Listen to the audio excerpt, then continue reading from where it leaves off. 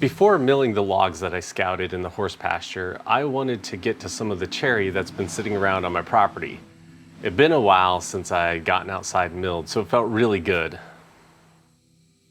I'm going to be using the new aluminum rails my wife got me as a guide for the first cut. This is how the setup works. There are 3 sections to the guide to achieve the total length. However, for the log that I chose, I only needed to use 2 of the sections. The sections are joined together via a metal tab inserted into a T-groove, then tightened in place by a pair of wing bolts. Then, you level the sections on the log using these standoffs. This particular log had enough variation in it that not all the standoffs came in contact with the log. However, I feel like I had enough in contact to create a stable surface to mill on. Since it takes a little time to set up the chainsaw bar for the first cut in a log, I usually like to make this cut on 2 logs in a row.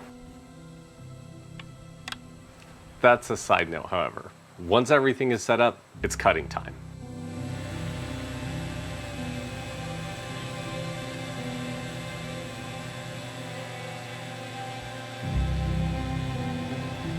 The first log went well, and when I opened it up, I was pretty happy to see the grain and that the inside of the log was in pretty good shape. Should have been paying a little more attention to the dust that my chainsaw chain was creating. Yes, I said dust.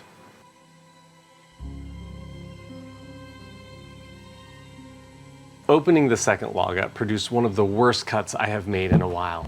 It was so bad that I decided I needed to go over it again with the rails just so that I could get a good surface to work from while I milled the rest of the log.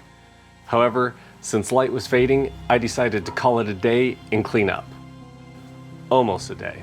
I had a chain to sharpen.